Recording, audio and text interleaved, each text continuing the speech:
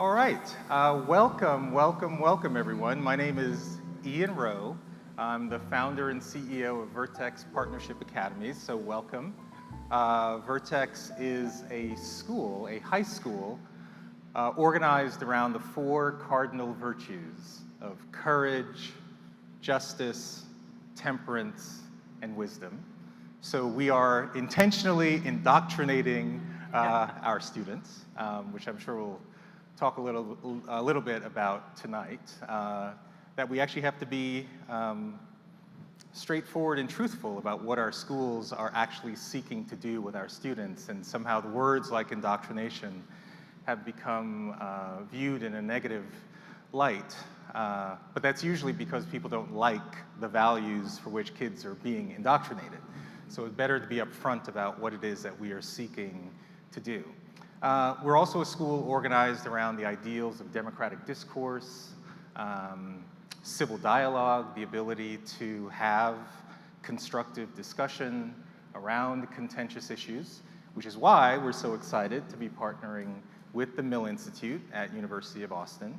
ILANA will tell you more about what Mill Institute is seeking to do with schools across the country, but we hope to embody what it is, I think, that what you're trying to do, particularly with students, because we're coming together at a time that our country is deeply polarized on a range of issues across the board, but certainly on college campuses, but even really down to the high school level.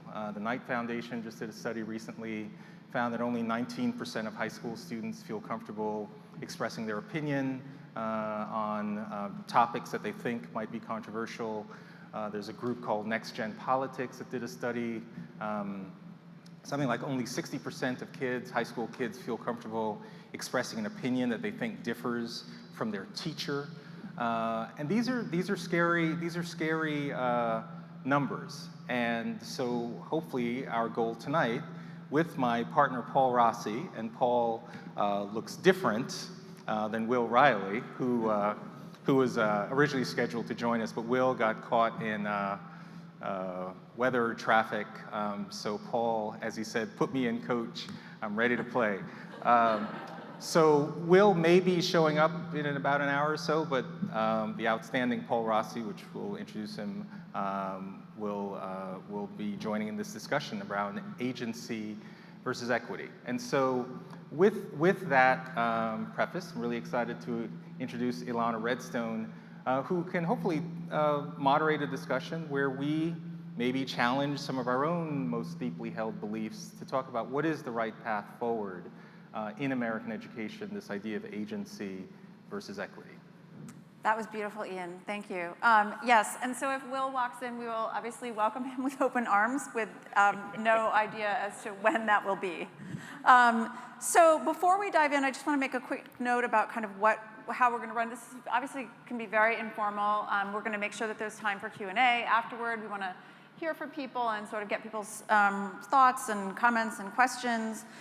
So we're going to go until probably a little after 6 or 6:05 or something like that, or maybe just around 6. And then we'll break into Q&A, and then we'll wrap up around 6:30 or so, and then we have an amazing dinner. Oh yeah, we're in the Boogie Down Bronx, so we've got some Dominican food coming and some delicious please, I hope you brought an appetite and stay and eat. So I have the privilege of introducing our guests. So Ian, who did not do himself justice as the CEO of Vertex Academies. So Ian is a senior fellow at the American Enterprise Institute, where he focuses on education and upward mobility, family formation, and adoption. He is, of course, also, as he said, the co-founder of Vertex, is that right, the co-founder? Mm-hmm. Of Vertex Partnership Academies. Our host today, and he is our host, and which is a new network of character-based international baccalaureate high schools. He's the chairman of the board of Spence Chapin, a nonprofit adoption services organization, and the co-founder of the National Summer School Initiative. He concurrently serves as a senior visiting fellow at the Woodson Center and a writer for the 1776 Unites campaign. Okay. So I could go on. Should I go on? Okay.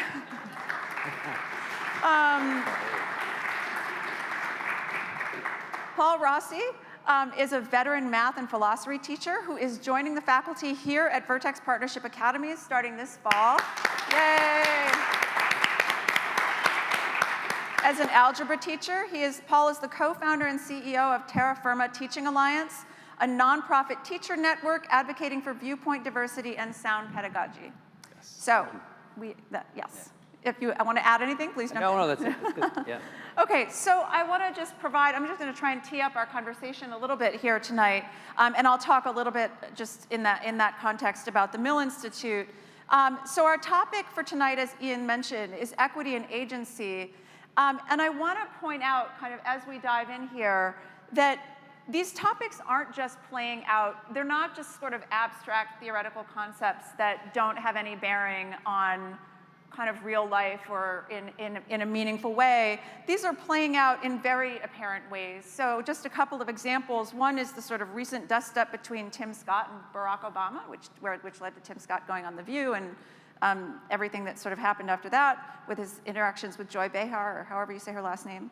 And we should explore why I think that's a good example of what I call yes we can versus no you can't. Absolutely. Yep. We are fully adaptable and can add that to the agenda. In the debate over reparations and in controversies over the elimination of the SAT and other standardized tests, all of these things sort of relate and tie together in a way that is relevant for our conversation tonight. So I want to start with an assumption that I think most people will probably be on board with, and that is that many of the topics we care the most about are morally and ethically complex. That's sort of our starting place. And if they weren't, perhaps they'd be easier to address.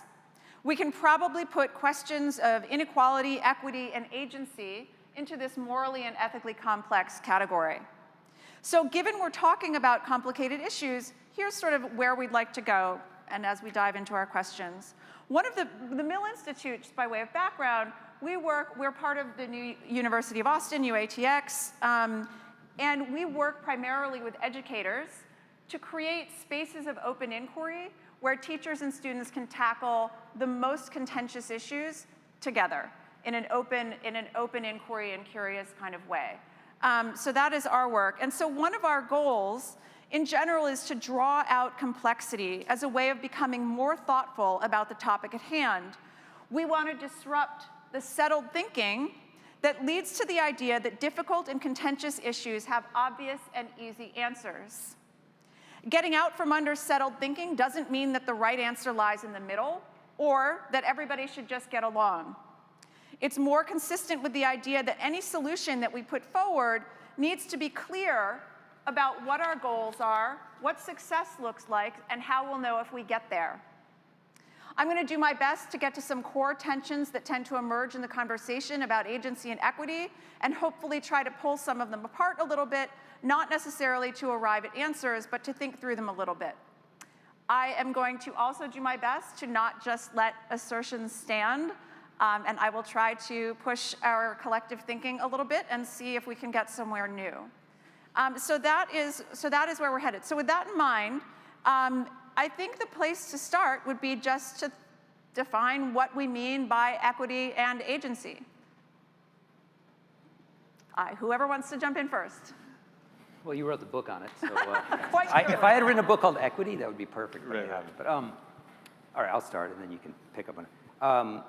So equity, I'll start with equity because I think that's kind of what we're facing is this philosophy around material differences and inequalities in society. The way to rectify them to achieve something called true equality, which is to reapportion, to change equality of, to basically get to a kind of a quality of outcome by playing with the opportunities, by giving more opportunities to those who have less, and in some cases, explicitly removing opportunities from those who are seen to have more in order to balance out society and achieve true equality. When I argue with people about this and I say that this is not the way to go, and I say, well, I believe in equality, what happens is a lot of people will say to me, yeah, but you can't talk about equality until we achieve true equality.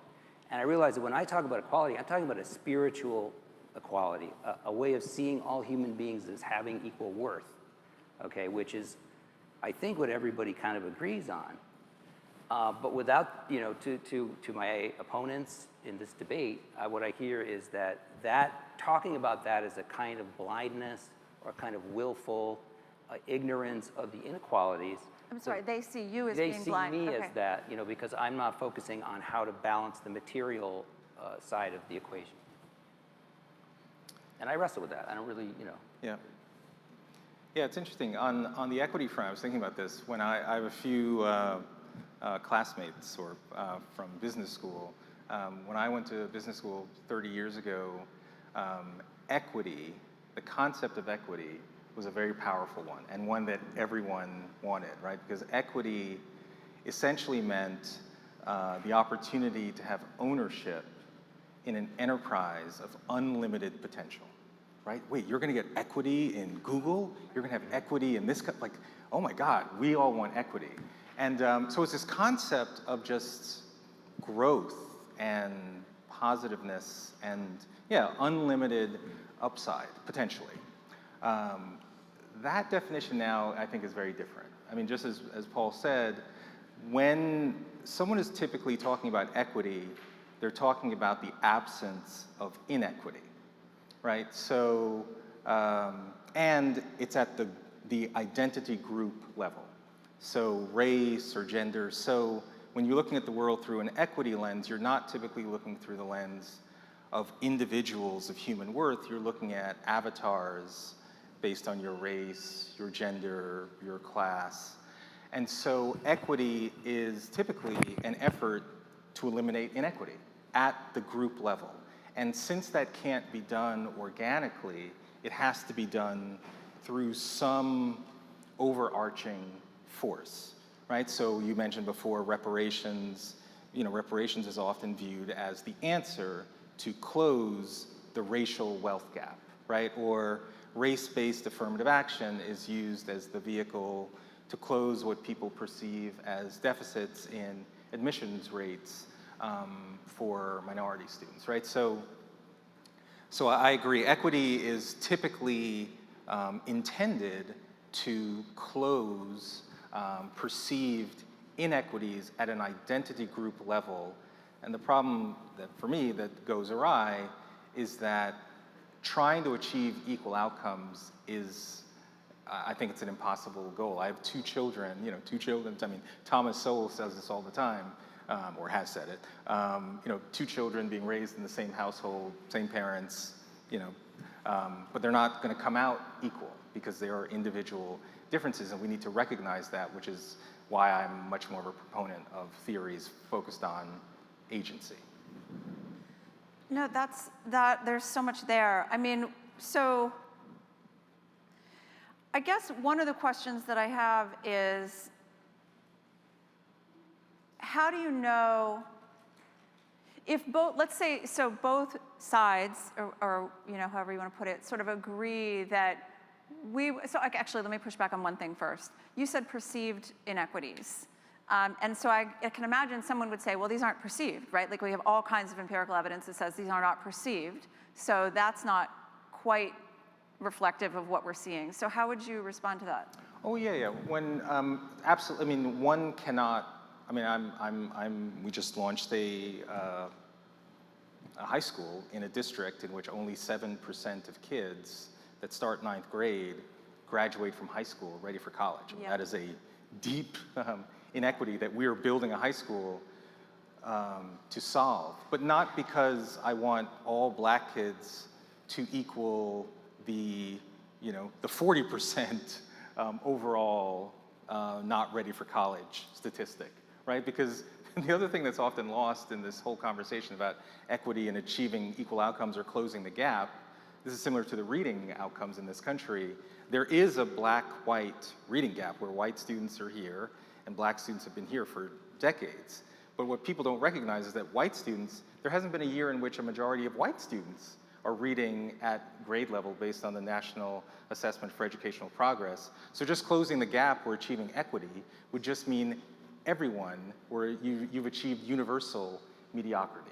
right? So the pursuit of equity or equal outcomes at the identity group level, I just think it's the wrong goal. So it's not that no, there are absolutely inequities, they're real. I just don't think the pursuit of equity is the way to solve the problem. Yeah, no, that's helpful. I had a follow-up question for you, Paul. So you had made this distinction between the sort of spiritual and material way of thinking about equity. Can you just say a little bit more about what you mean? I was thinking about equality. So, oh, sorry, you said it. Yeah, so right. I think to the progressive mindset, just I'm using that as a label, but I hope it's not super reductive. Equality is something that is only achievable at some distant, once we've done the equity project and now people are actually materially equal, the earth, the reality on Earth reflects what is I think to their credit, they believe is spiritually true. Like they do believe that people have equal value. They just don't think that unless it's reflected in their material circumstances, it's an irrelevant question to raise. Whereas I think that people on sort of the right, to use another label, might say, actually we all have a kind of true, an equality which is spiritual, that's the important thing to recognize about people, and their material circumstances can adjust, right? There's going to be inequality in the material realm, and that's actually something that's natural, right? And to a certain degree, I think that they're right about that. We want to make the world a better place. We want to make it a more fair place, but you can't lose sight of the fact that every person has equal value and is going to make their own decisions, which is where the agency comes in. Yeah, I mean, at some level, part of the distinction that I think you're both pointing to is this question of, well, how do we know when we're there, right? Like, how do we know when we're good? So, like, if the equity, right, according to what you're saying, if the equity argument is, well, we're there when we have 13% of this, the African American population who is in this group, and whatever. When it comes to equality, how do you know if you're there? How do we know? That's actually a really good question. How do we know that we're there? If everyone were leading an agentic life. Agentic. Yeah. Good word. Good vocabulary word for today. It's interesting. I don't know if I have. Is it part of the problem? Part of the attractiveness of equity is that you can know whether or not it exists, right? Because you can just say numerically, right? Does the percentage population match, or is the amount of wealth you have absolutely equal? By the way, barring all other factors. And so it's really easy to count, and that's what makes it so dangerous, because those who are proponents of that constantly are able to say, well, we haven't achieved it because these outcomes aren't equal.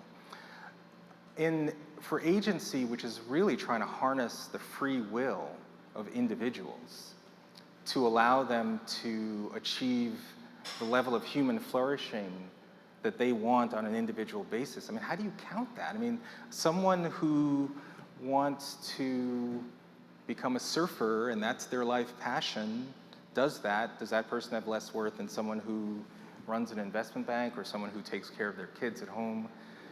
There is no easy metric. And maybe that's what makes it not satisfying for those who do see inequities, like me. Like, I'm driven by solving inequity, but the answer, in my view, is not trying to equalize the outcomes. It's trying to create an environment where everyone can choose to lead a self-determined life. That's how we know.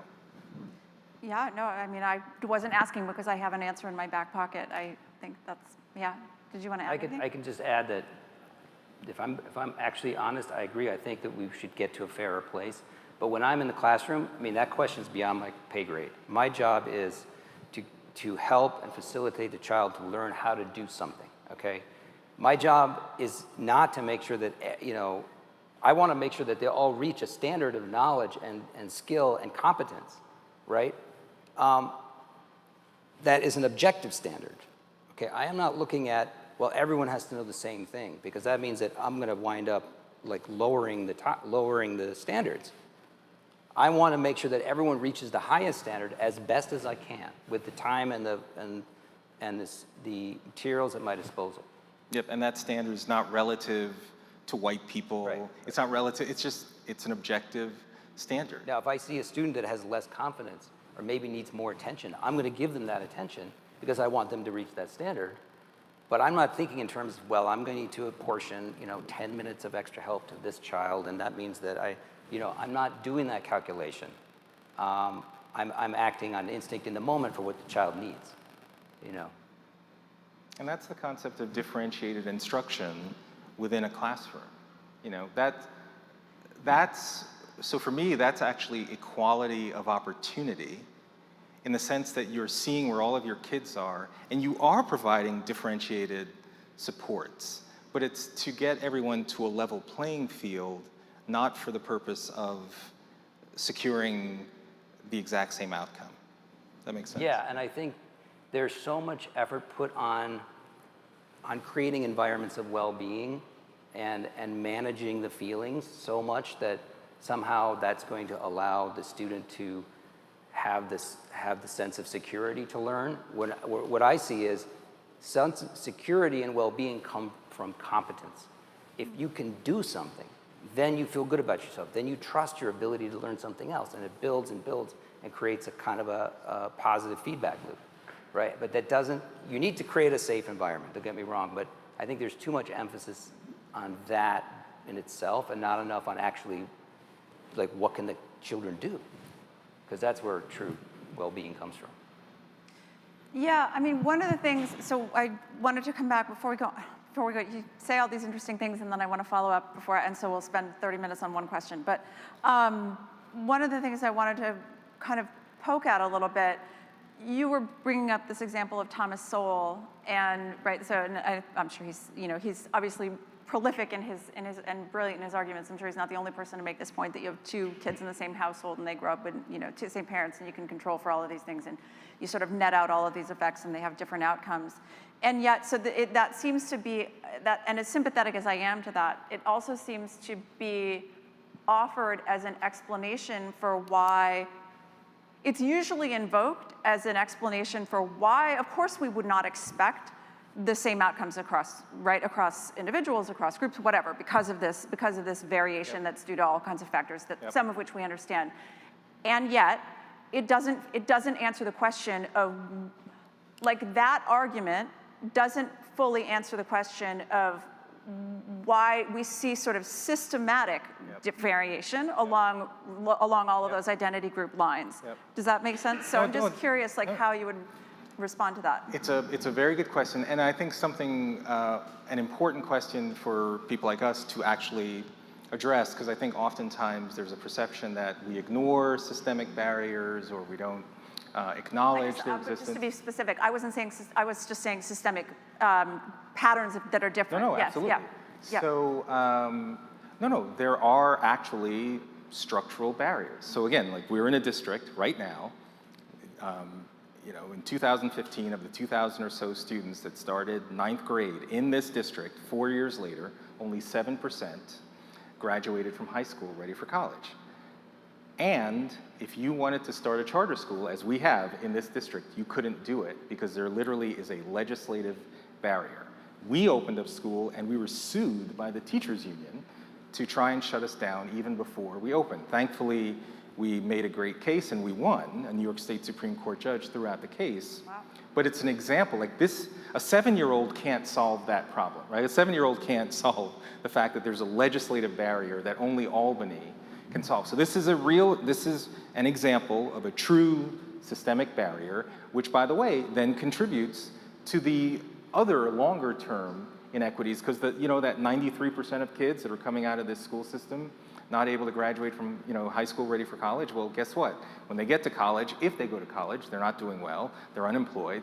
So it's not surprising that you will see these disparities along economic and racial lines, because guess what? This is a predominantly low-income community with predominantly Black and Hispanic kids, so it follows. So I acknowledge all of those things, but it's the pivot when people say, oh, there's the proof of systemic bias through all as the rationale for why these disparities exist. That's where I say, wait, hold on. Mm-hmm. Because if you continue to say that it's a system, What happens if you're that 7-year-old kid and you're hearing that over and over and over and over and over and over again? After a while, you start to believe, I guess that's it. I guess that's the reality that I live in based on this immutable characteristic of race or gender or whatever it might be. Yeah, go ahead. I want to add to that too. I don't think that's simply a byproduct or an epiphenomenon. It's actually, this is something that fits in very well with the goal, the ideological goal of the education departments and in degree programs and teacher training, is that, again and again, teachers come into the profession wanting to transform society. So the actual thing that they want to teach the children is not competence on how to function well in society and give themselves opportunities in the society. It's to transform society itself. So they are finding ways to use children as vectors for social change, and I think that's the wrong way to go. I think children can affect social change when they have power, and to get that power, they need to have competence, and they need agency to achieve that. If you focus immediately on the problems in society, and you effectively train children to fight society before they can even function as agents in the world, I think that's debilitating. Yeah, I mean, it's fascinating. It seems like in some ways, part of what you're, if I'm understanding correctly, part of what you're both pointing to as a criticism for, the sort of system blaming explanation. I mean, there are two ways to think about it. One is, and you kind of touched on both, one is sort of an empirical argument which says, well, actually, like, you use the word evidence. Is this in fact evidence, right? Like, in other words, is the existence of a disparity evidence of sort of an obvious indictment of the system that generated it, right? And so, or is the disparity itself something that needs to be explained? Right. And both things can be true. It's just Sure. the degree to which one is an issue or not. Sure, right. But I guess what I'm saying is you could separate that. Paul and I were talking about this earlier. You could almost separate it into one is sort of this empirical question, right, which we may or may not, with all our data limitations, we may or may not get a good answer, in the limitations of social science. And then there's another, but you actually made a separate point, which seems equally important, which is about, okay, independent of the empirical argument, it's disempowering. You didn't use that word, but that was sort of the gist that I got.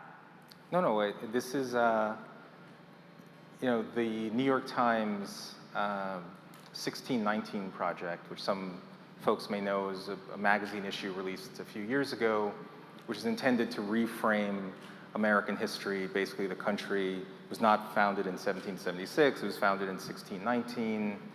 The country's founding principles were false when they were written. The country is anti-black racism running in the very DNA.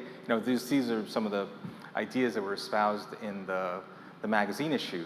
But they decided they wanted to reach kids with this message.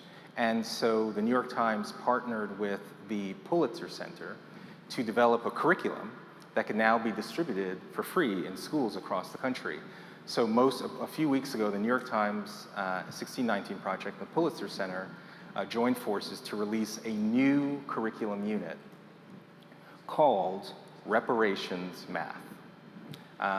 And reparations math is at the high school level, and literally the intent of this unit is to assume that reparations are already justified and should be executed. But how can high school kids figure out the right mathematical equations to advise the US government on how to pay black people who are owed all of this money? And literally in the curriculum unit, because oftentimes when curriculum providers produce curriculum, they have student samples, sort of the proof of the learning that has occurred. So in the proof, the student example of an actual student, a black student who had gone through the reparations math curriculum, this is what this kid wrote. The very first line, I learned in reparations math that black people are still not free. And then there were a couple more lines about how the government and people don't realize that they owe us, right? And like this, so when we talk about disempowering, that's disempowering. when you have a curriculum that literally is designed to ensure that you understand that you are this, severely unprivileged, oppressed category solely based on skin color, and that there's this amorphous, powerful entity that owes you, that's disempowering. That's the kind of rhetoric that I believe actually perpetuates the very kind of poor outcomes that the people who are putting forth these ideas claim to are fighting against. And which is why, it's not enough just to shout in the rain of these things. You have to build a school. You have to do things to show that there are alternative ways to get at these outcomes that we all desire, that are better for kids, but not in ways that disempower them from the outset. Yeah, I mean, it's a fascinating, it is just such a fascinating, it's such a challenging thing to think through, right? Like sort of not wanting to be disempowering and also wanting to, if there are, if there is sort of, well, we were talking about this before, if there is a giant boulder standing in your way, like we can argue about the size of the boulder, but like we also don't want to totally pretend that the boulder's not there. But we don't want to tell people you can't get over the boulder. Right. And we don't even really know how big it is. Well, there you go. Right. We should just talk about how big is the boulder? If we want to take this metaphor all the way. Yes, like take it was it all the pretty way to the big. bank. It was really big in years past, and it's big. Right, it's circular, because if you think that the evidence of the size of the boulder is the disparity, right, then you have lots of evidence that the boulder's really big versus, thinking that that's just. Right, and there's some people who refuse to acknowledge the boulder is shrinking, right? And that's. I think our metaphor works. Yes, and by the way, that was the whole discussion between the Barack Obama, Tim Scott thing, right? I mean, do you even acknowledge that we've moved forward on issues like race? Not to dismiss that there aren't still systemic barriers and bias around race, but to not really study and understand, well, what is it that's contributing to the success of people that you say are so oppressed, and just dismiss that all as exceptions to be ignored. That's also disempowering for kids, in my view. Do you want to talk a little bit about, both Paul, from your experience in the classroom, and you're obviously with students all the time, talk a little bit about how this equity agency question is playing out right now in schools, both what does it look like when an equity perspective is dominating? I know, Paul, you have experience with that. What does it look like when an agency perspective dominates, the good, the bad, the ugly?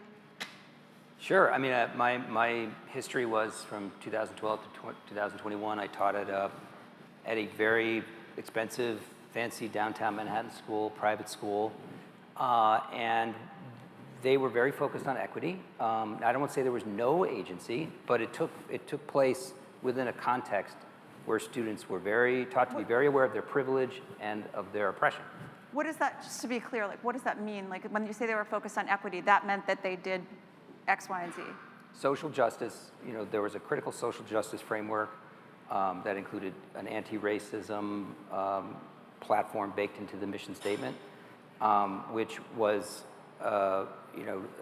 awareness of systemic barriers, how you, as for the white kids, how as a white child, your own internal biases were causing harm to your classmates who were black, and for the black children, how you are being, how you've been thwarted, or your parents, or in your context of your life have been thwarted by white society historically and in the present.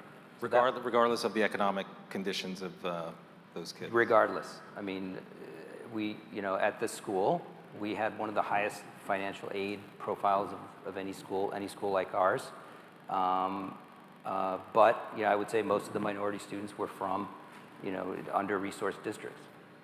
So it in a way, it allowed, in some ways, the school, I mean, one of these fancy private schools are a lot like a sort of an engine where the well-heeled kids gain the benefits of diversity, and the under-resourced kids gain social capital, right? And in order for that machine to function smoothly, it needs to be lubricated with a kind of morality and moral precepts, which keep the school humming and free from conflict, but actually wind up not being great for the kids themselves. That's the way I look at it, and it's a very complex issue. I can go in more detail. But essentially, what I found were that the white children were constantly obsessed with these political questions and questioning themselves. They all had to sign a student life agreement admitting to their biases and how they should be called out on their biases. And I think it encouraged the black children, minority kids, to actually be more grievance oriented, to be more resentful, to take advantage. And it's not their fault. It's because they were being taught this as a strategy within the school to gain power. So, I do not fault them at all for taking advantage of what the adults gave them to work with, right? But it wound up putting a lot of pressure on them too, because it said, we are ceding this power to you. We're going to accede to your demands, and those demands might be, they had a list of demands. That actually puts a child in a very uncomfortable place because they don't know what to do with that power. They don't know how to use it responsibly. So there were so many knock-on effects of this approach to education and creating a school community that I felt I had to speak out about it, and I did. Do you want to give the short version? The short version is Yeah. I wrote an essay in Barry Weiss's Substack. At the time, it was Common Sense. This was, what, 3 years ago? 3 years ago, 2021. And I kind of, I described what I saw.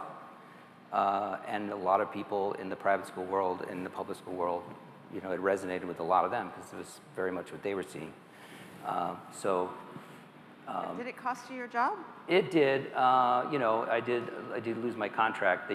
They wanted me to attend a restorative justice session where I could make amends. And I actually I wanted to know the details. Well, how would this work? What would I be expected to say? Do I have to apologize because I don't feel contrite? I'm actually proud of myself. Can I just go and be proud of myself? And they said, we're not going to get into that. You just have to sign the contract without knowing what it is. And I said, I can't sign something I don't know what it is. So thus ended my. I think your statement is probably still available for people who want to read it no, on yeah, Barry Weiss's yeah. It's out there. Yeah. I think it's in the free press now. Yeah. I mean, the danger of this is when you tell children or that you elevate a singular characteristic of a child to this level that is superior to everything else, and you ascribe a value, either negative or positive, to that singular characteristic, and suddenly you're no longer dealing from an agentic perspective, which is that you are a human being of worth because of all of your characteristics together. That's what makes you human, an individual. Somehow we've gotten into this world where, again, I think through an equity lens, all that matters, race, gender, and the important thing, I think, though, is that we who believe in these ideas have to make our case. That's why these discussions are so important. Oftentimes, when you do have the equity, agency, anti-racism, the conversation shuts down. Like, unless you are 100% saying systemic racism is the single biggest issue, period, unless you're saying that, the conversation ends. And that's why I'm hoping we can build an institution that demonstrates we can have constructive discussion around contentious issues, that Mill Institute is wildly successful. Because I want every high school student to know that we're not telling you that you must live an agentic life, but here's the philosophy around what that means. Here's the philosophy around what it means to see the world through an equity lens. And then you ultimately have to decide for yourself what it is that you're seeking to accomplish for you. So can you say a little bit more? I'm going to just tee up a softball for you. Can you say a little bit more about, at Vertex, and so obviously you've sort of built this and continue to build it from an agency, I assume, perspective. So what is that, in contrast to what Paul described at Grace Church, what does that look like? Well, so for example, we have a class called Pathways to Power. And Pathways to Power is a class that essentially starts with what are your goals? You know, who are you as an individual? What is it that you're seeking to accomplish over really the next 10 to 12 years of your life? You know, you want to finish your schooling, you want to get a good job, whatever it may be. And it's quite fascinating to ask kids what their goals are, and then we talk about what are the likely obstacles you will face. And not surprisingly, a lot of kids will say things like there might be violence, or there might, their peers. I mean, the non-marital birth rate in this community is around 84%, and so they have a lot of experience with family issues derailing their success in life. And so among the things that we teach in Pathways to Power is something called the success sequence, right? Which is data that says if a student finishes at least their high school degree, then gets a full-time job of any kind, just so they learn the dignity and discipline of work, and then if they have children, marriage first. If you follow this series of decisions, education, work, marriage, and children, 97% of millennials who follow those decisions avoid poverty. It's not 100%, it's not a guarantee, but we also say there are other decisions that you could make in this order that have differing probabilities, right, of economic success or not. But the idea is at the end of this— You mean the same events, just putting them in a different order? Yeah, exactly. Okay. And other things like having a personal faith commitment or other things that these are all within your control. These are all decisions that you have the ability to make. We just want to put you in a position that you, young person, have the information where you can make the most informed decision, around what you are seeking to accomplish. And so for us, that's unique. Because again, we're not dictating that you must follow the success sequence in your life or else you'll be damned to hell. It's that there's information out there that can be helpful. That's fascinating, to you. Yeah. I mean, just a quick story. When we were designing Vertex pre-COVID, I was visiting a couple of great high schools across the country, and one we went to visit a KIPP school actually in New Orleans, and this was around the time we were testing. KIPP is it's a set of charter schools? Yeah, KIPP is the Knowledge is Power charter school network. And I was visiting this class of 9th graders in New Orleans, almost all low-income kids, almost all Black, Hispanic, and Asian. And it was at the time where I was facing a lot of pushback here in New York because we were trying to teach this concept. And there were those folks who were saying, you can't teach this, you can't push your middle-class values onto these kids. And like, yeah, that's what I'm trying to do. I'm trying to push middle-class values. But in visiting, exactly. Yeah. In visiting this 9th grade class in New Orleans, I said, I'm having these challenges in New York. And so I said to this group of 9th graders, I said, if you knew that there were a series of decisions in your control that for people who follow those decisions, 97% of the people that followed them avoided poverty, and the vast majority entered the middle class or beyond. Would you want to know what those decisions are? And the students looked at me and said, well, yeah, why wouldn't I want to know? Sure, of course I'd want to know. And I said, well, there's some grown-ups that think I shouldn't tell you, that maybe you might get offended, or somehow I might insult you, and that therefore better you not know it all. And so they looked at me like I was crazy. Like, what are you talking about? Who are you to deprive us of information? You let us decide if, once you've told us this information, if it's valuable. And so what was really fun, so then we then proceeded to have a conversation about the success sequence, not in a prescriptive fashion, but in a descriptive fashion. And at the end of the conversation, it's not like all these kids said, oh no, I now know what I'm gonna do or decisions I'm gonna make, but I felt that they felt like they'd been treated as respected decision makers in their own life. That's what we're trying to do. That's what we're trying to do. Yeah, the Pathways to Power classes, I mean, that's a great example. I guess one question is, how would you describe, these grown-ups or whoever, that are saying, no, you shouldn't talk about this success sequence, right? Like, and I mean, I can imagine, although 97%, that's pretty high in terms of the success rate, but I could imagine, there's one way to come at that says, well, we're assuming a causal relationship that these things cause these, right? Sure. But that's a separate argument. I imagine that there's a different point that's being made by people who don't want that to be talked about. What is that? How would you describe that? Well, I'd really love to understand it, but go. Well, yeah, I mean, I having lived among them for many years and worked among them, I You think sound like an anthropologist. I really, that was my, this really wasn't my mindset. They believe in agency too, right? Sure. If they would be, if someone was on the stage, one of my colleagues, they would say, this is ridiculous. I believe in agency. I believe in collective agency.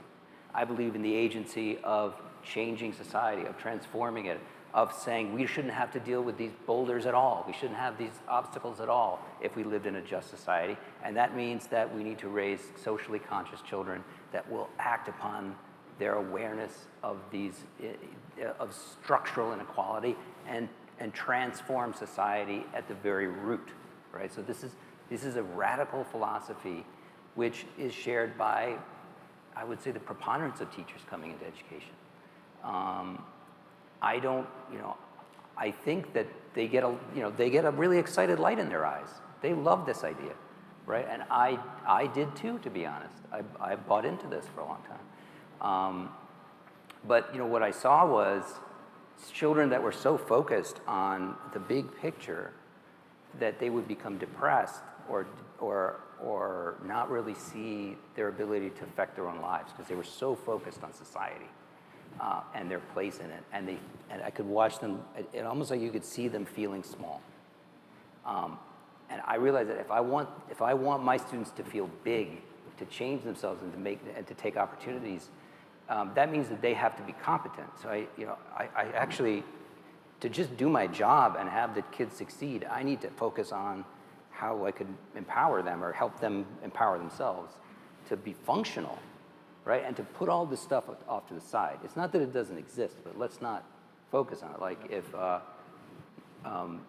Francisco Lindor comes to the plate, I know I'm in the Bronx, but I'm a Mets fan because I'm from Queens. So if he comes to the plate, he's not thinking about his batting average, right? He may have, he may be in a slump, but the way you get out of a slump is to focus on hitting the ball. Just hit that ball, right? The world is structurally, has all kinds of things, but if you just hit the ball, you actually wind up having an unfair advantage because you're focused and everybody else is thinking about society.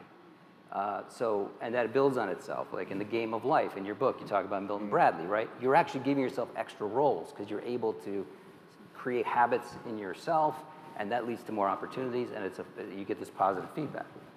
So I just think it's almost like these questions about society are kind of outside my pay grade. I just want to focus on what Yeah, no, you're very focused on the applied part, yeah. Yeah, and I think people also hate scripts because scripts make it seem too easy, right? You mean the script that's implied by the sequence? Yeah, well, just finish your education, get a job, get married, have children, voila, done, right? So I acknowledge that, right? Because again, we're in a district in which only 7% of kids graduate from high school ready for college, and there's a cap. So if you're a kid here, it's really hard even to finish the first rung. So again, I think those of us who are in this work, we do have to acknowledge that just by saying the success sequence in 97%, that's not some magical pixie dust, right? So but I do think it's important to teach it so that young people understand the levers that they do have, even if simultaneously they're also those of us who are trying to remove the barriers that make it so hard for them to get on that path. We can chew gum and eat at the same time. It's those folks who don't even want to teach it, right? Who not to point out the hypocrisy, many people who are saying we can't teach this to these kids have followed the success sequence in their own lives, right? They have benefited from the knowledge of networks, of finishing school, getting jobs, building strong families, because that's kind of the script that most people of all races have used to be successful in our country. So I have one kind of comment and then one question, and then we'll probably open it up for Q&A. And I'll probably end up with a question that's a little bit of a bomb, but it'll hopefully be a good place to start some conversation. So one of the things, so the comment is, with respect to the sequence, one of the questions that comes to mind is, you know, if I'm sitting here and I'm saying, well, I don't think, you know, I don't think you should stand, that your pathways to power class, like, I think it's, you know, I don't think it should be taught, for whatever the reason. Problematic seems to be the catch-all word that we use to describe anything we don't like. And that's because you're not going far, I'm just wearing a hat to make an argument here, but you're not going far enough to challenge those institutions themselves, right? You're sort of taking as given that marriage, for example, is required as a path to success, but why is that the case? Like, well, shouldn't we be challenging the very institutions themselves and saying, like, there should be lots of, you know, pathways or something along those lines? No, there are definitely people that believe that. They believe that marriage is inherently flawed. They believe that capitalism is inherently flawed. They believe that even education, read, oh my God, Ferrer. You know, just, you know, there are lots of people that want to tear down all these institutions. And I disagree. Yeah. You know, and so we just have, but the thing is, we have to make our case. Sure. And that's where I think we've lost the ability to engage each other on making real arguments. It's almost actually, you have to be reminded, well, I just debated Richard Reeves a few weeks ago, that's right, yeah. on, who just wrote a book called Of Boys and Men, he wants to create fatherhood or reframe fatherhood as an institution independent of marriage and even independent of cohabitation. Because he thinks essentially marriage is dead in certain communities, and I strongly disagree. You know, because I think we've seen the phenomena that occurs when marriage is, when having kids is divorced from marriage and divorced from cohabitation. Usually the outcomes aren't good for kids, but we have to make the case, because what we, I think, could have sort of assumed everyone was agreed on the importance of these key institutions, evidently that is no longer the case. Right. And so maybe those of us, we've forgotten why these things are important and that we are immediately dismissive, and that it's sort of like we have to relearn and maybe remind ourselves why we hold on so dearly to these institutions. Did you want to? Yeah, I just wanted to add to that. Yeah. Like, the success sequence, the way you presented it to the KIPP kids is a pragmatic thing, right? It's like, if you do this thing, your life is going to be better. Probability. Probability, right? Probability is your best chance is this, but it's a pragmatic argument. But I think in order to choose things like family and religion, it has to have value in itself, sort of an intrinsic value, which is not necessarily tied to outcome. So like that's where the values come in, right? It's the reason why family is good, the reason why religion is good, is beneficial, is because it increases the well-being. So you are going to be a better, more grounded, happier person if you cleave to these values, right? And I think like that's a different sell, but it's one we can make too. No, that's great. And I said I had one more question, but I'm going to table my question and see if we have time at the end, because I want to make sure that there's lots of time for other people's questions. So yeah, so we can, I don't know if you can bring up lights a little bit, and if there's a way to do that, or yeah. So I know we have a question right here. It's hard. It's a little hard to see. So. Thank you. My name's Rob Humphreys. I'm, among other things, a grandfather of 4, and I have one grandchild who's in Success Academy, another who'll be going, so I know a little bit about the charter school system. I'd like to ask one question about this. It seems every time I hear a talk about this problem of what we're going to do to try to get more underprivileged children to get what I would call real education, but the assumption always is they have to be university bound. And I think that's just a colossal blunder, because from my experience, and I've got a doctorate in chemistry, I mean, I've been around the mill in education, and even and I'm 72 years old, even when I was in university, I got the impression that probably half the kids who were there didn't belong there, and that was a long time ago.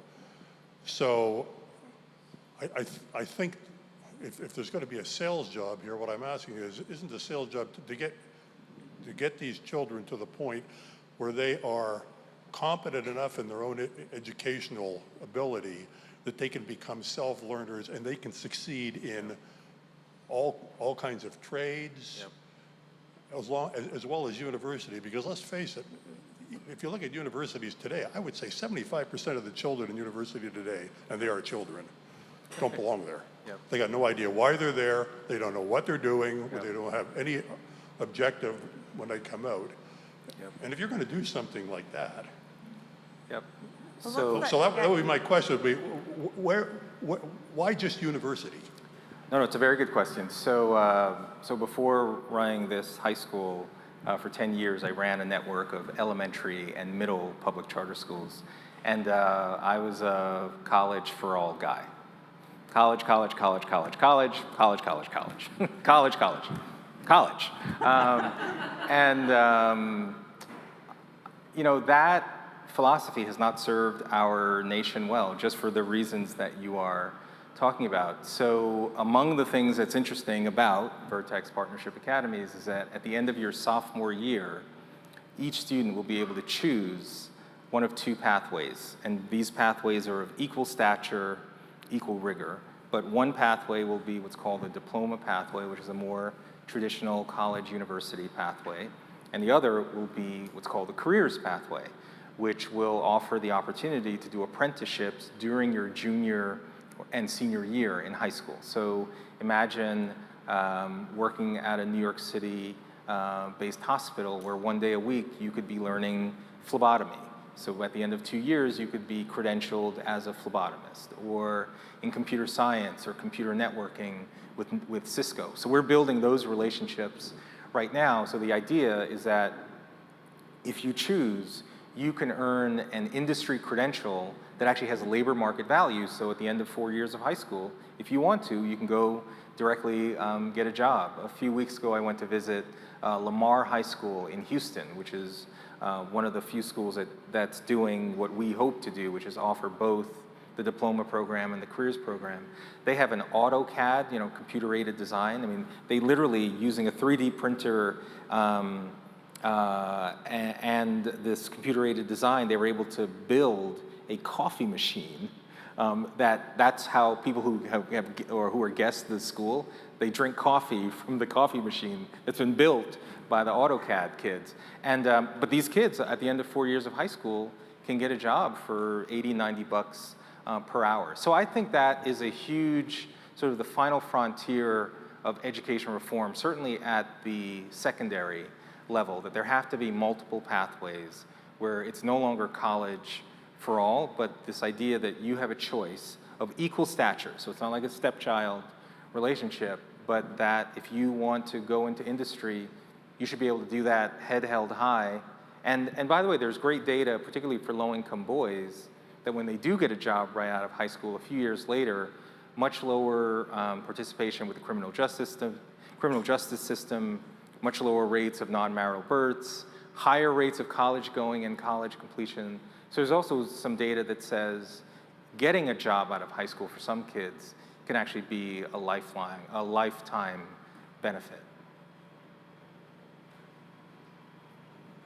Lots of questions. I think there's, yeah, in the front row. Or sure, go back there. Either way. I can't, it's hard to see. Hi, my name is Ashley. I was having a discussion with my friend Devin on the way over here. I had watched an old 1989 PBS news segment in which they were talking about Black Americans taking on the moniker of African American, and the whole discussion behind that. And Stokely Carmichael was on there saying, no, you're Africans in Americans still. But there was one gentleman who said, no, I'm American. And I wonder how much of this discussion would be benefited from, instead of talking about the opioid crisis as talking about white people in middle America and urban violence dealing with, well, that's a black community problem, that we start talking about these as American problems. And I guess it goes to more of like civic engagement. Yep. Well, yeah, I think you can't have a country last for very long when you have this tribal way of self-consciously having these identities which are tribalized within it, right? It's just, the host cannot survive when you have the arms and the legs see themselves as arms and legs and not part of the body. I think you kind of have to pick something to create a community in just a school. Like you have to have a set of values or virtues or some cohesiveness, and on a national level, yeah, I think we need that. Like, and just to the earlier question, I don't think it's just underprivileged children that would benefit from like paths to trades. I mean, I think the whole society is reevaluating the value of, say, being a knowledge worker as opposed to, like working in the trades. I mean, would you rather be somebody who you studied intersectional basket weaving at Brown and then now is paid by the word at BuzzFeed? Or would you rather be like an HVAC technician who knows electronics and you're doing very well for yourself by comparison? So we're in this period where status itself, I think, is shifting, and I don't know. We're going to see where that lands, but I agree with you. Yeah, E.D. Hirsch. Read anything by E.D. Hirsch, but he wrote a great book a few years ago called The Making of Americans, and he talks about the sort of duality where in the public sphere, you're an American, every one of us, we have a common, there's a way of life, there's an American way of life, and we all are bound by those things. And you can have that identity while simultaneously in the private sphere, you can be Italian American or Chinese American, and that's a source of pride, but it never negates this idea of being an American. And there's, we're on a precipice sometimes, I feel, because it seems like there are increasingly less people who want to identify as being American, and these other characteristics are elevated above. And that's not just on racial lines. I mean, we just saw a couple of weeks ago, even at the White House, the American flag was not, just might be controversial, but it wasn't elevated in the way that it's normally elevated for another flag, right? So are there these other identities that we're now accepting are superior than what it means to be an American? And that's a profound conversation that we have to have as a country. Do you have the microphone? Where's the microphone? Yeah, I'm gonna actually, if you wanna just pick people, because it's just, you come up to the front a little bit, because I know we haven't gotten many from the front. There's been hands in this row for a while. Yeah. Hi there. First of all, thank you for hosting this event. Very thoughtful conversation. It's wonderful to hear your perspectives on education. I'm Brent, and I'm also an educator like you. I've been for about 4 years, mostly as a director of musical ensembles, choirs, bands, theater productions. And as an educator, when I look at my students, really when I look at young people in general, I think to myself, what kind of people are they growing up to be? And I see my responsibility, and perhaps our responsibility as teachers and people who are interested and invested in the future of our society, and by extension, young people, is my responsibility is to cultivate and to model, and not just teach the skills that will set them up for success, but the values that will set them up for success in life and thriving.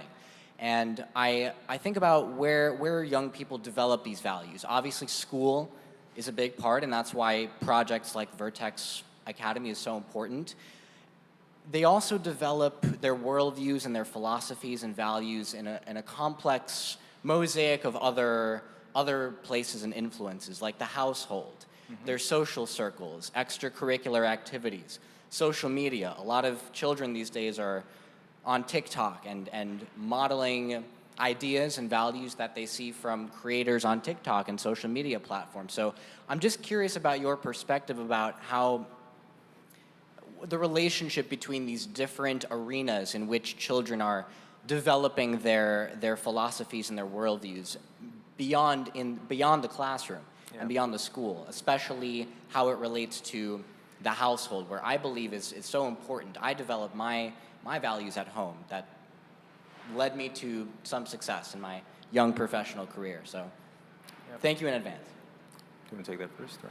Yeah, I totally agree. I mean, we are, in many ways, when children look around to have models for their behavior, they're going to look into their immediate environment, and that could be many different things. And I think having templates for behavior is so important. And particularly young men, they look for that in people who are powerful. Like, it's just, is this person successful? Is this person dominant? Does this person have status? I want to be like them. And is this person wise? Do they have good judgment? Do they treat me fairly? And that's why it's so important to have role models like you and that is offering that. It's so much more powerful, and who lives by it, not just preaches it, but you have to live by it. It's so much more powerful than just lecturing somebody or telling them, what to do. So, I don't know. Yeah. Well, there's a there's a great Yuri Bronfenbrenner. He had something called the bioecological theory of human development. So imagine an image of a child at the center, and this child is surrounded by a series of concentric circles, where the first circle, the one that the greatest primacy, is the family. And then there's another circle around that one, school, and then there's another one around that one, church, and there's another one, neighborhood, and there's another one. It slowly radiates out, right? So then you've got policy and media, and basically the weaker, and these are called the microsystems, the weaker the system immediately around the child is, all these other values from all these other forces penetrate your microsystem. And it's a really powerful model, because I think that's what's happening. Like, social media can be a destructive force if there's no other countervailing force that's saying what's right and wrong. And this, part of the reason I spend so much time on the importance of family structure is that that is the unit that is most reliable for passing on values, protections, a sense of right and wrong, and increasingly, particularly in not just low-income communities in the Bronx, but Appalachia, other areas where kids aren't getting that protection. So it's hugely important. Part of the reason that we do teach things like the success sequence is also trying to help kids think about their future families and the future environments that are created for children, to give those kids an even better shot. So, we're likely going to ban cell phones altogether in this school next year, as we've learned that even, oh, okay. I would have gotten a different response if you were the students in our school. And it's going to be hard. It's going to be hard because it is now hardwired. I know Tunku's here. He just interviewed Catherine Birbal-Singh, who's a great school leader in England. And not only do they ban cell phones in the school, she tells the parents, don't get the cell phones at all, period. There you go. And I'm hoping we have the courage to do that as well. It's just before we go on to the next question, it seems there's something interesting in when you think about sort of the conflicting or sometimes conflicting influences, right? So you could imagine a world where all of the students go to Vertex Academies, or right, like, or schools with a philosophy like Vertex Academy, and would it be enough to offset whatever, if there's something missing outside of that, whether it's sort of the exposure to TikTok, whether it's something in the home environment, whatever, would it be enough? Even if you could run that thought experiment, would it be enough? And if not, then what? Yeah, so for a long time, especially in the public charter school movement, there was this kind of no excuses model that the school is Superman. Like, we can overcome poverty, we can overcome, disjointed families, we can overcome everything. And that's just not reality, So schools have an essential role to play. Educational freedom, school choice, charter schools, vouchers, all of that need to be part of the equation. But any school leader who says we can single-handedly extract kids from tough situations, I think is not being realistic. And that we have to, I think, do the kinds of things that like I talk about, which are we matter, but also family structure matters. And things like having a personal faith commitment in your life, that matters. We're not telling you that you need to adopt a certain religion, but for people who are successful, these are usually the ingredients of a life of flourishing. And we should let kids know that. So school should become a place for which we're educating kids about all of the ingredients that can help to make you successful, while recognizing that we are not a silver bullet to all the social ills that exist in our country. No, that makes sense. I think we have the next question lined up. Is this on? Yes, I've been holding this for a while. And you answered some of my question, which ultimately my biggest question is, what is school for? So I really appreciated, Ian, when you said, you know, we are very honest about how we are indoctrinating kids. And my own answer to what is school for changed during the pandemic a lot, or what I want school to be for, as I saw school becoming the place where my kids would learn moral values, and I was expected to do the academics, which I was and continue to not be prepared for. So then the question is, should we just have each school baldly admitting its values and indoctrination plans? But then what happens when you have the New York City DOE and they've adopted this set of values that I am not agreeing with, in part because I don't think my kids know how to do math, but they know how to write, you know, their race and gender identity on an identity web. So the second part of my question then is, if you have kids in public school where the whole city has adopted a kind of indoctrination that you don't like, how do you talk about it in a way that doesn't result in, my entire experience is being called names. You can guess which names, but just any time trying to object, it's just called names. Yeah. So this is not just a theoretical conversation. 2 weeks ago, the New York State Education Department released new guidelines around transgender students. And there are a number of aspects of these guidelines that indicate there are situations where information should be withheld from parents regarding their students' use of pronouns or other names in school, but that wouldn't be known to parents. There are guidelines that suggest we should no longer use terms like boys and girls in the classroom. And so, again, for me, we have to make a case, like, does the goal of inclusion mean that you have to erase terms like boys and girls, right? And so I have thoughts on this matter, and so what do? The only way we can deal with it is if we talk about it, and and also things like school choice. So if you really don't want to adopt this, you can go exercise your right, but it does make things harder when the state starts imposing, generally unelected officials are imposing these values onto parents and families that just want their kids to learn math and science.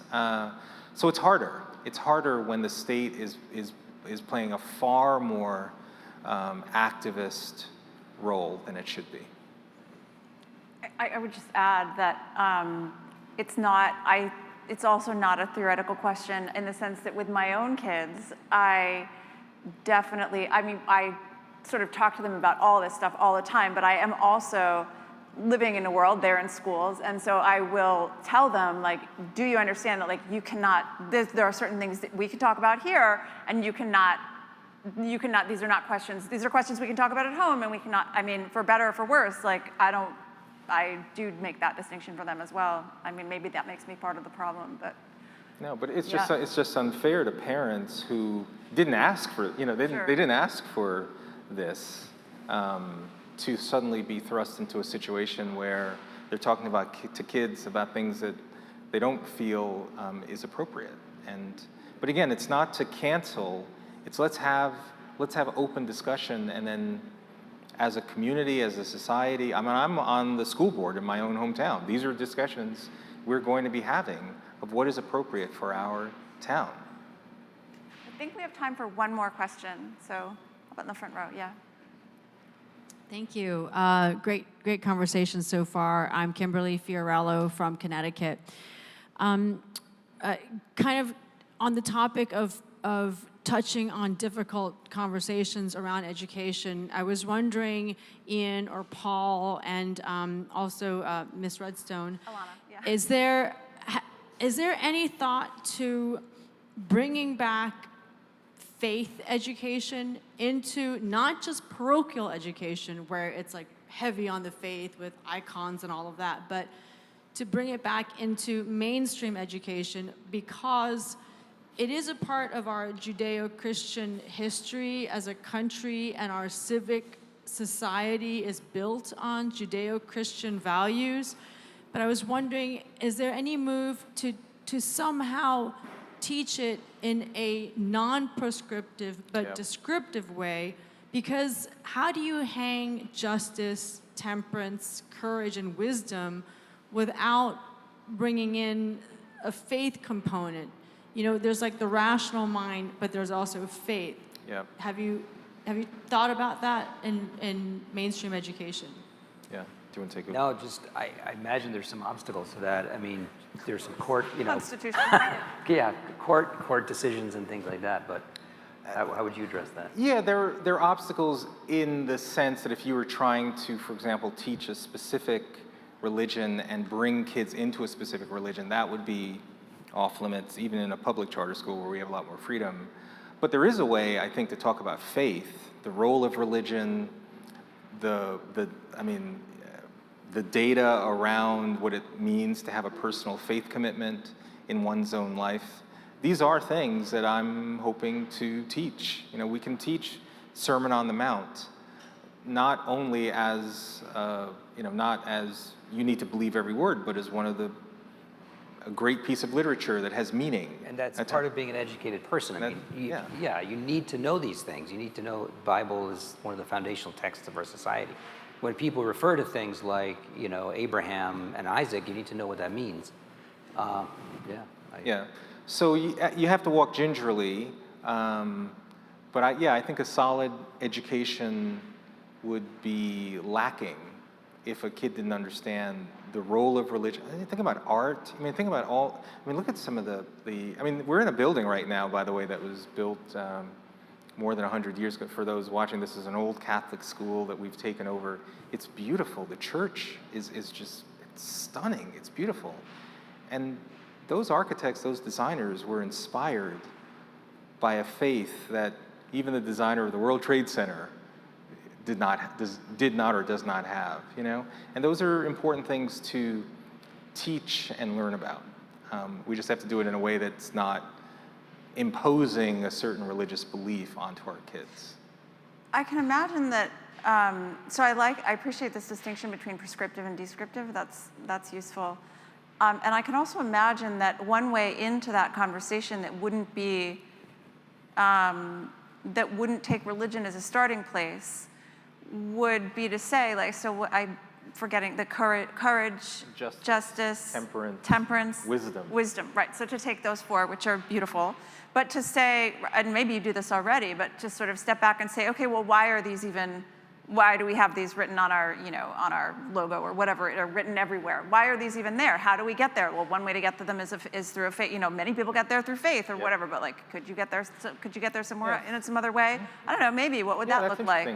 But that would be a way in that wouldn't say, okay, here's where we're starting, and you sort of need to accept this premise, but in order to go forward, you could say, well, what are these serving, why these for, anyway.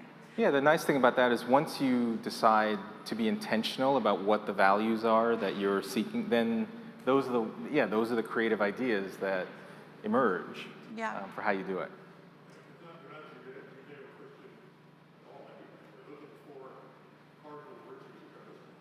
Yeah, Correct. right. Exactly. So I want to just thank everyone very much for being here. We do have amazing food, and a lot of it. So please stay and eat. Thank you. You guys are awesome. Rock stars. Rock stars.